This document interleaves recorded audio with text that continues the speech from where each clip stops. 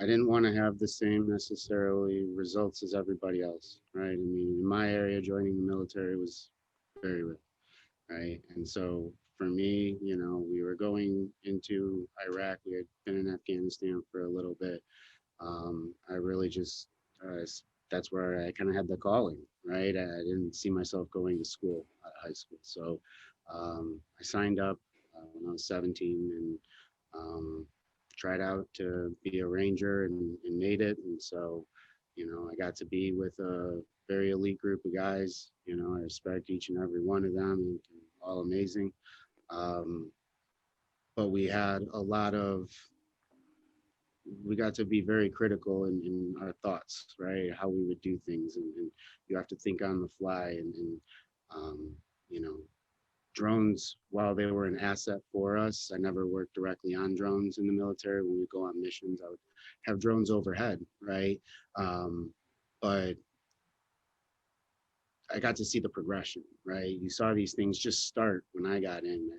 I went to Afghanistan um, within my first year of being in the military, right? I made it through Ranger indoctrination and went to Afghanistan, and it was kind of crazy, right? I was a teenager still, right?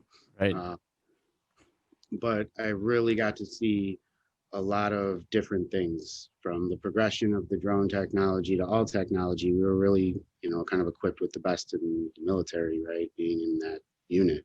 Um, so drones specifically made a lot of leaps and bounds over those years, which kind of always stuck with me. Um, I went from Afghanistan to Iraq, back to Afghanistan, and then I got out and went to school, right? And so I started mixing some of that academic understanding of business and economics with the military, right? And so seeing where technology was going to be, right? In 2013, my partner Alex, he came to me and said, "Hey, did you see drones are kind of starting to make a move?" And I said, "Well, I've seen drones before, right? They made a incredible progression by the time I was in and out of the military." And he's like, "Well, what do you want to do?" Right? So my military background and having that unique perspective, and then going and using that to focus in on understanding the business world in general, right? I mean, when I was getting out of the military, it was the recession, right? The world was going through another crazy situation like this, right? Which really shapes a lot of entrepreneurs, right? You see a lot of great companies are started in those. But I was seeing that you needed to have that level of resiliency when creating a company. You can't kind of BS your way through it. You can't rely on, oh, smoke and mirrors and then we'll get acquired or something like that. I Sure. mean, that only works. Right? You'll never really get anywhere, right? So we really buckled in on how do we protect the market, right? So we looked at drones, right? But drones, while we're coming new, a lot of the technology in them wasn't necessarily new. Hmm. Uh, there was going to end up being a big open world on drones, and a lot of the patents on drones were very niche, right? On more specific things in drones, right? You couldn't get a drone only patent that would corner the market, right? Sure. And so what I was learning in school was you needed to be able to protect your competitive advantage if you wanted to go big. Right? I had started a few small businesses; they're all successful. I make money in all of them every year, right? Some of them 10 years plus. So I had some of those fundamentals, but understanding where these economic cycles were, right? That the military was going to be 20 years ahead of the, the consumer market, right? Using patents to make sure we had that competitive advantage and seeing the recent trends in patents, the Alice v. CLS decision being one of them. Software was going to be a very difficult market to protect. So if drones were going to be a relative bloodbath, right, everybody and their brother was going to go after drones. Right. Software was going to be the next thing because it was the path of least resistance, right? So we needed something that was hardware, something that was um, going to be universally applied to the market. And so we said these landing stations are really going to be a big piece of this, right? You're going to need this to be a separate component that works for traditional mail as well as drone deliveries, right? Hmm. Something that brings this into the next step. So it really met a lot of the requirements we were looking for, right? It was early in the drone ecosystem development, right? So we filed a couple of patent applications in late 2013, and um, kind of open a prayer, right? Do Right. we have patentable here or did we not? Right. And so, we ended up getting a number of patents approved, 13 originally, across the world, right? Europe, Canada, US, China, Australia, South Africa, you name it, right? So we felt like all of these were approved. We clearly have something here. So we started really getting the prototyping going. And once we had something that we were able to successfully show to investors. We had proofs of concepts. We had gone through those initial failures, right? We started really getting somewhere, but now because we built such a resilient company from the ground up and really focused on the fundamentals, when you have the tide go out like now with COVID, there's not necessarily a lot of companies that have all their ducks in a row in those regards. So Hmm. it ends up making us more lucrative to investors who are looking for quality investments, right? So in a lot of ways, COVID has helped us from a no touch environment to a fundraising environment. So I really can't stress enough just kind of figuring out a vision and just seeing it through and using those fundamentals you relied on from step to step to keep building on the foundation. Yeah, building a strong foundation is super important. And I think that's something. So, my brother was in the military, and a couple of my coworkers were also in the military. And I feel like that's something that that you have to develop a strong foundation to be in the military. Did you have any habits that um, you developed in the military and hung on to as you went beyond the military and into Valkyrie? Did you have any that you specifically wanted to stick with? There's probably some good and some bad. Pick up smoking. I quit smoking a few years ago, but I don't think I'm fully off nicotine yet, right? But a lot of it is just never essentially getting high on your own supply, right? Like Mm, never being too big to question if you're doing everything right, right? If somebody in that's the guy sweeping the floors even sees something that we can do better, why not listen, right? He has a better perspective on things than I do at a lot of areas, right? So trusting that good ideas come from everywhere, right? Giving people the voice to not only express those ideas, but implement those ideas, right? Being radically transparent, right? There is no, only management gets to know this stuff. Everybody knows everything, right? That's how everybody knows the vision and works towards it, and then they're part of it, right? So making sure that we really focus on how you build that environment where people want to go the extra mile, where people want to succeed together. And so those things that I got in the military, right? That team environment, that understanding that every member is important and they have to be multidisciplined and they have to know how I can contribute, right? There's no room for dead weight, right? So you have to really focus on finding quality people and then building those quality people, right? We've been hiring through the pandemic, not laying people off, right? So it's really about, if you have the vision, you can execute properly. These types of swings can be pivoted in, right? You can find a way. For us, autonomous delivery took a huge upswing during COVID.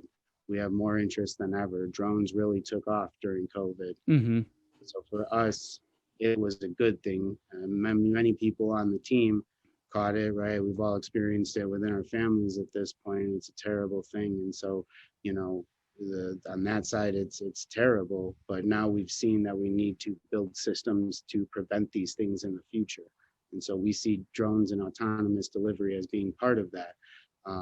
People that want to create an industry that isn't there yet, the first thing Alex and I worked on together was 3D printing. We believed that 3D printing was going to be something that took off in people's homes. And what we realized is the market didn't quite shape out, Hmm. right? And a lot of the initial development didn't get where we wanted it to go, right? Um, but we learned a lot of lessons. That failure was extremely important because we learned about the patent system. We learned about how to scale. We learned software was going to be hard to be defended. A lot of those things that came from that failure led to the success of Valqari. And so we started saying, okay, we need more time for development than this. We need to be the ones shaping if this gets where we need it to go. So drones just happen to meet a lot of these criteria, and we focused in on those landing stations. Um, that was really the difference, right? Not being too overly broad, not trying to solve the whole picture, not trying to Right. be Amazon of drones. We make great mailboxes, window units, and landing stations for communities, right? Hmm. That's it. Yeah, for the people who don't know about Valkyrie, and you've touched on it, the that you guys do the landing stations for drone delivery. Can you just give people that have no idea about drone delivery and what you guys do? Can you give them a just a quick snapshot of how that operates and how that works? Sure, sure, sure. So um, we partner with a bunch of different drone companies and a bunch of different ecosystem providers, right? Right now, a lot of things that are being figured out are the remote identification, so the FAA can track this stuff, improving batteries and recharging and all these different aspects that are going to make this a viable technology and not the toys your cousin played with from how do we make this used for deliveries, right? It's been used in real estate and inspection and agriculture and all these different things for a number of years, but how do we get that holy grail, right? What Right. Bezos said like 7, 8 years ago, right? How do you get to that point where drones are delivering to the home? And so it's going to take some steps, and we're working those steps right now with our partners, and we're one piece of that ecosystem. Um, but it's about getting it from each iteration and phase to where it needs to be, Hmm. right? Seeing it through effectively, right? It took a lot of failures in the beginning. I mean, I can't stress enough that failure is important to Yeah. understand where the learning curve is going. Yeah. So, Ryan, as you were entering into that new market, and you and your co-founder um, were working through things and trying to envision what you guys wanted to do, how were you able to uh, enter into a market and create a vision and a picture when there's nothing there, when at that time zero things? Because I think that's true innovation. A lot of people are able to um, copy a product and maybe do it better, but when there's nothing there and there's no option, maybe there's a couple ideas of products similar to yours at the time, but no one was able to file the patents and do it like you guys did. I mean, it's really, you hear Elon talk about it, right? It's base principles, right? Breaking something down. And I was always a kid with a lot of imagination. So was Alex, right? It's how do I take this down to its core building blocks and just view it, Mm, right? It's if drone delivery is going to happen, if I place an order on Amazon, right? Select delivery by drone, right? This thing now leaves a fulfillment center by drone, right? It gets within feet of our box. It has to connect to our box, let it know it's the right drone, mm, right? Land on the top of the box, drop the package off, shoot notifications to each recipient and sender, and then fly back and go somewhere, right? So uh, I actually have little toy drones in the office that I use to map this out. And Alex has a little lock. I mean, you have to actually go through and say, what headaches am I going to have as a customer, right? Everybody was going to think top down with drones. mhm. We bottom up from the customer. The customer needs to be able to interact with them. That's why a lot of delivery systems at the time, right? They're winched down, right? Amazon was looking at the drone landing. in your lawn in that first commercial, right? How do you interact from a customer, right? What would I want in a drone delivery?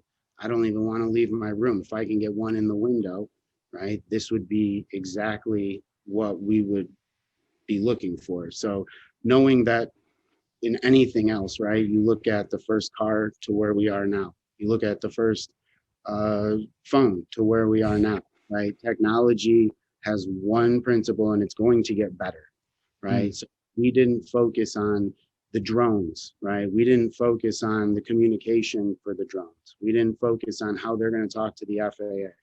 We focused on landing stations, Hmm. right?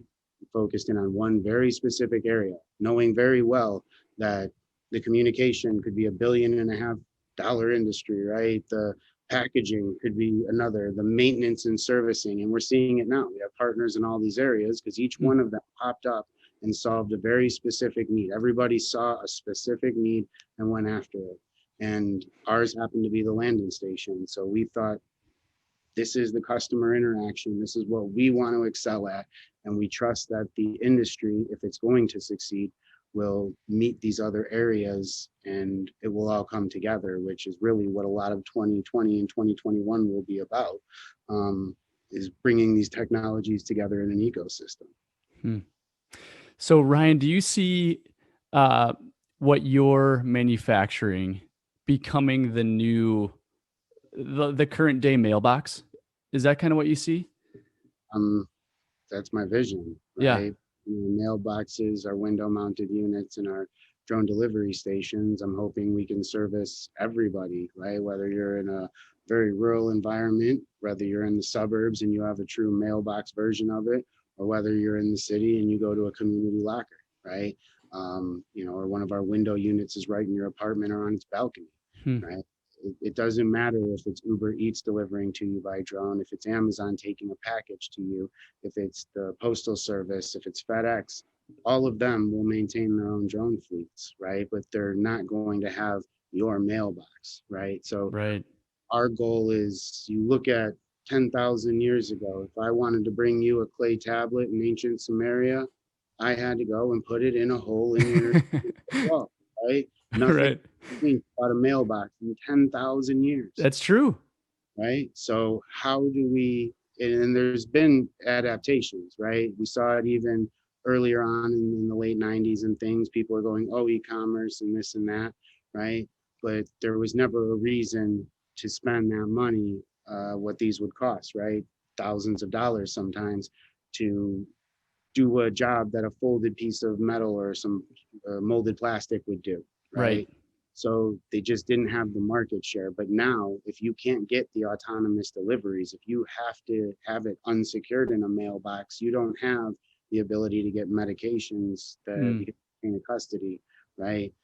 Whatever those individual use cases are, now it makes sense to, I need this product. I need to be able to get these drone deliveries. Otherwise, they're being left in my lawn. They're being left in my yard. They're not secure. I can't guarantee that they didn't get damaged or stolen, right? Hmm. So Yeah. this is required. You don't want the drone interacting with your kids. You don't want it interacting with your spouse or your neighbors, right? Right. You want to keep your family safe. You want to keep your home safe. So you have a dedicated landing station for these. It keeps your packages safe.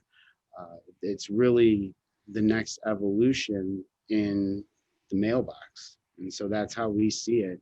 And we just started building on the idea of, okay, if you live in an apartment, if you live in a village, if you live in a townhouse, how do you have a solution where you can get a drone delivered? We don't want anybody to be in a world where they can't get something delivered by drone, especially if that's the best option to get them medicines or get them vaccines or Right. supplies. So we went with that point of view of how do we get drone deliveries to as many people as possible. Hmm.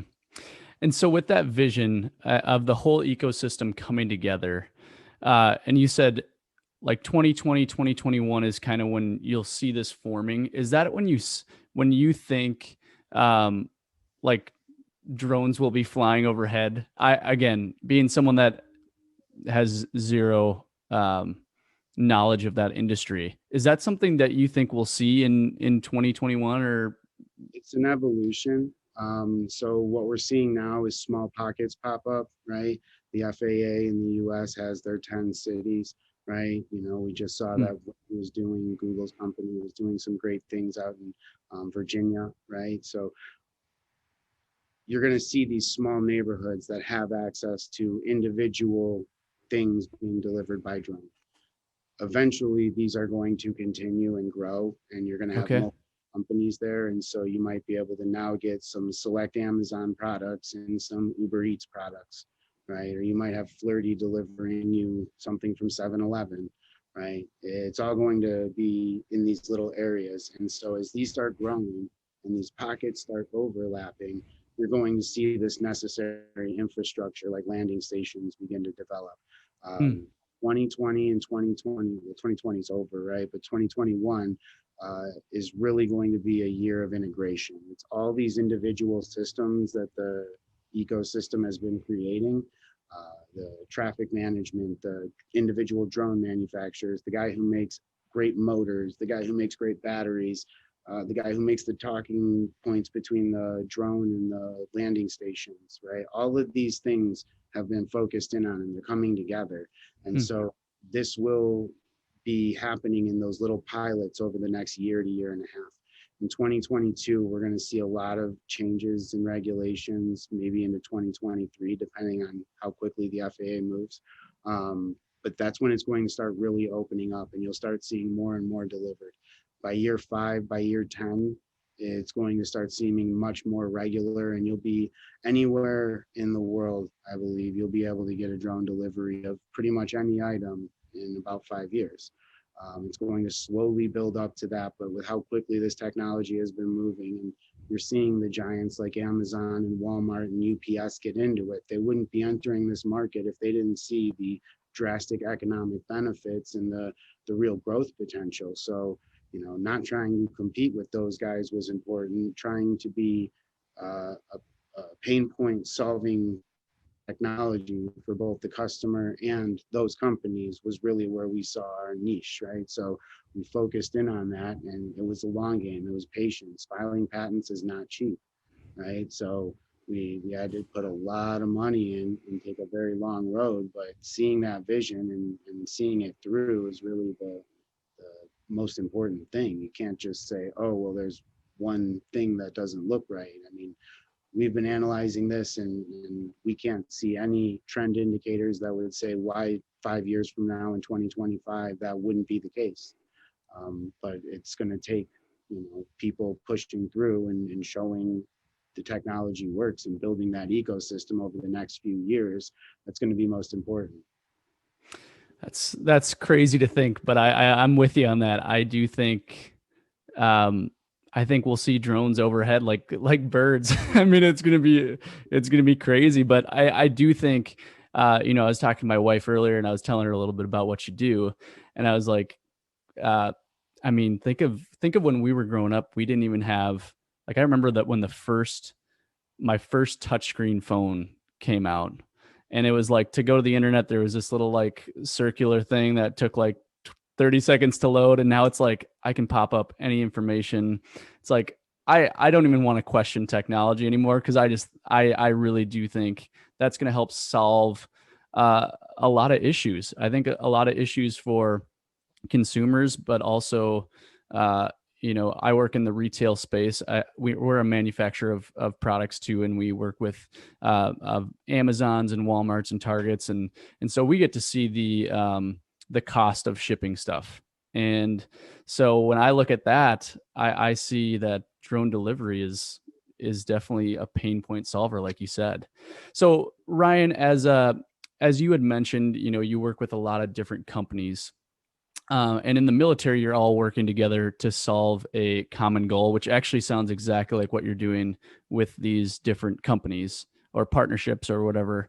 Um, so, what skill did you learn in the military, and to be able to transfer this over to now working at Valqari? How do you see that aligning with what you did in the military? I mean, I was in the First Ranger Battalion, part of the 75th, and we had to say the Ranger Creed every day. and you look through it, and there's various things in there, right? I'll keep myself mentally alert, morally straight, right? Those are the things that I live by, and they're not just war things, right? They're Hmm. life things, right? If you walk that path and you see your missions through, you'll make it, right? Hmm. You face adversity no matter what. You're Right. gonna have you go through Ranger School. It's as much about small unit tactics as it is about when we take away all your food, all your sleep, when we start throwing artillery sims in the woods and making you run hundreds of meters and then go sleep in a swamp for 45 minutes and do it again the next day. Can you do that? Can you just get up and do that and motivate your squad or your platoon to do that as well? And so those lessons don't just apply to combat. Hmm. It's taking that leadership and applying it to any mission and seeing that mission through. And so whether it's seeing through the vision Alex and I had or this, right? I mean, this is all right. We have homes we can go home to. We have places we can go get food. This is nothing, right? So Right. it's not that people will find any excuse to give up when it gets hard enough, but it's understanding that if you've understood your training, your foundation, I took the lessons from the military, the lessons from my earlier businesses, the lessons I learned in school, and what my own research and senses and learnings were teaching me, and applying it to a mission, and really seeing it through, adapting to when the market changes or there's some differences from your vision, you can pivot to those, right? But not letting yourself talk yourself in to quitting, right? When Hmm. I was Ranger indoctrination program, right, the tryouts to be a ranger, they we went out to Coal Range. It's this place out in Georgia. I swear if there was a hell on earth, this place might be it. It was one of the third or fourth nights, and it was raining, and we were running in circles, just getting wet. And they pulled up, lit a fire, and pulled out bags of McDonald's and a fan, and just started blowing it and No said, way. "Quit right now. You can go lay by that fire. We'll give you blankets and fresh uniforms. You can eat all the McDonald's you can handle until you throw up. I need 10 people to quit right now. We're not stopping until we do." And sure enough, eventually 10 people quit. And they said, "All right, the rest of you can go to bed." And those quick little things to give you reprieve from the moment, those always are a trap, right? You gotta almost embrace the suck, and just kind of say, I wish it was worse than today. Wow. So, do you think that if no one had stopped, would they actually have sent 10 people home? Would they have kept you guys going for days? I mean, would it have been that long? Yeah, I mean, we were going for days anyway. It was whatever reason they needed tomorrow to get another 10 people to quit. I mean, Sure. whatever it would have been, somebody would have broke. Man, that is so crazy. That is so crazy. All right. Ryan, I got some final questions. They're just more fun, more lifestyle questions. The first one is, do you have a morning routine or just any routine throughout your day that you have to do? Um, a lot of times I try to keep in a routine. It helps me keep things organized. But inherently, no. A lot of days are differently or start differently. If I have international calls, my days start a lot earlier than if I don't. Because we're working all over the world, Sure. people get a hold of me at all different hours. I wake up to, anywhere from 50 to 100 messages a day sometimes. So I've got to start going through and seeing which ones are urgent. I got to start handling, and which ones I can handle after the end of the day, right? Sure. So, um, I try to make sure I do adult things and have breakfast and do all the things you're supposed to do to stay healthy and alive. But a lot of times there's just so much going on; it's hard to do. So, routines are not always easy to keep. Yeah, no, I agree. Do you journal at all? I wish I had time to. Yeah, your messages you got to get back to. That's your journaling, I bet. Um, if you could leave a piece of advice to people in their 20s and 30s, what piece of advice would you leave? Take the risks. It's the time to do it. Right? You're not going to have more energy or more time or more ability to bounce back. I mean, that was kind of my choice between going into college or going to the military, right? I mean, the wars going on to me, as much as it sounds like some Hemingway tagline, right?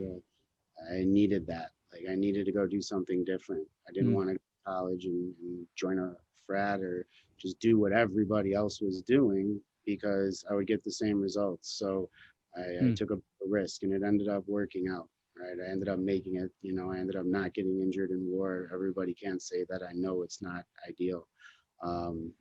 But then getting out and starting a company with what little money I had to bet on myself as opposed to betting on anybody else, which is what I had done before, right? mm, Stock market that wiped me out in 2008 with all my military money. So starting a business and betting on myself, right? And then taking whatever money I had saved up and bootstrapping Valqari with Alex. I mean, it, you're not going to have less risks when you're older and you have mortgages and you have kids and you have spouses. And I mean, all of those things start eventually preventing you from being able to really take a big vision out there. So if you can afford to do it when you're young and you can, afford to live on next to nothing and you can afford to put every dollar you have into building your vision, if you push hard enough, it'll happen.